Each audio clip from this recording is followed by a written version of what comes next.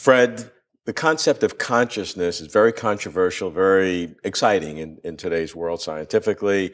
Many neuroscientists look upon how do we build it up from various brain functions, systems.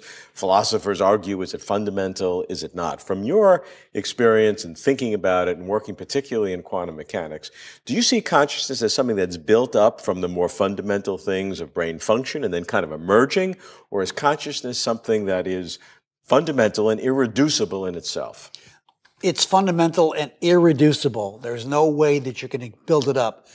It's just like having the proton or even the quark and trying to find everything based upon it being the fundamental when the quantum field is really the fundamental, which is an invisible thing. It's the same question. The things that consciousness does are the things that we call normal awareness of whatever it is. But it itself is difficult to contemplate as it itself because it's not a thing in of itself. It doesn't have any limitation like that. So to me, it's irreducible. So what you're saying is that the things that consciousness does are the things that are built up or represented in the brain or done by the brain. Exactly. But the thing itself is different. The thing itself is different. It's irreducible. It's not limited by space or time.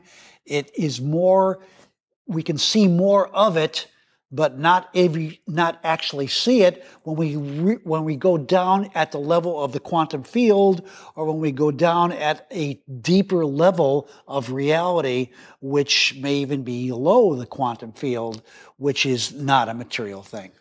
It would seem that the burden of proof is on you because neuroscientists can show very strong correlations. Some would even go to causation between activities in the brain and our sensory, visual, auditory, motor, that these are the things that we think about, we perceive, we do, and that you can see the representations in the brain. What you're talking about is kind of ethereal. Well, it may be ethereal, but if you actually ask materialists how they can prove from whatever they look at that there's a willful intent operating in that body, if you can find their way of proving that, then I would agree with them, but they can't. So one of the tests that you're using is willful intent. How do you have willful intent in a purely materialistic world? You don't. You can't unless it's a machine. And we're not machines because we're shapers of possibilities into realities. That's what quantum physics predicts.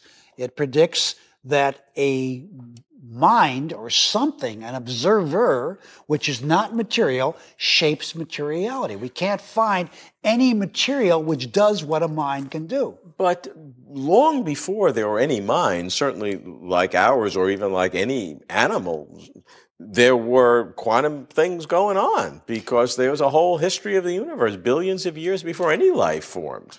That's what we think. Okay, what do you think? We believe that because what we're doing is we're looking back in time through our radio telescopes and we're making a model of it. We're looking down at atoms and molecules and making models of those things.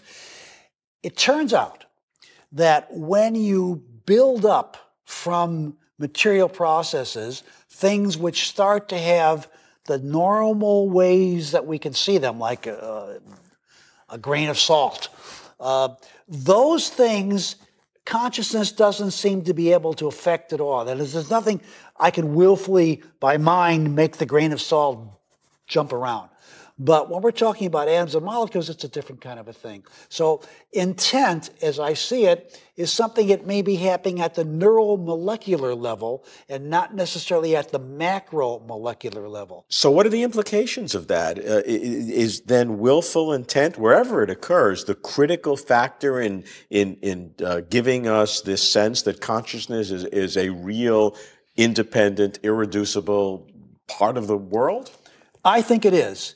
And it is now, I think, of an interest if willful intent can be discovered in any materialistic way. I don't think it can, but I'm not stopping anybody from looking at it. If you can find a model which is reasonable, which explains how that arises, I would be very welcome to see it.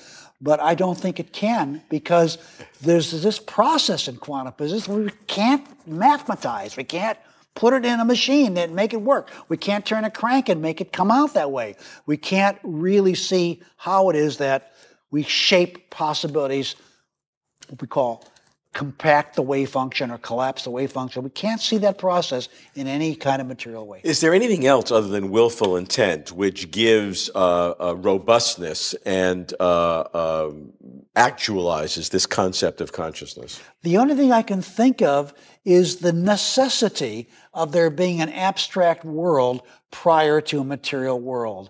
That if we try to explain everything in terms of a material world, we end up losing a lot of stuff that we can't explain. Whereas if we assume there is an abstract mental world, the material world suddenly becomes more explainable. And then you're saying that our consciousness is somehow a reflection of that immaterial world, that more fundamental world, which has a more robust sense of reality than even the physical world that we imagine, which gives corroboration to the thought that our consciousness is irreducible. It seems to be evident to me that that's where it's leading us, is that it cannot be reduced. But I would never say to anybody who wants to try to reduce it, don't stop trying, keep looking. I encourage research.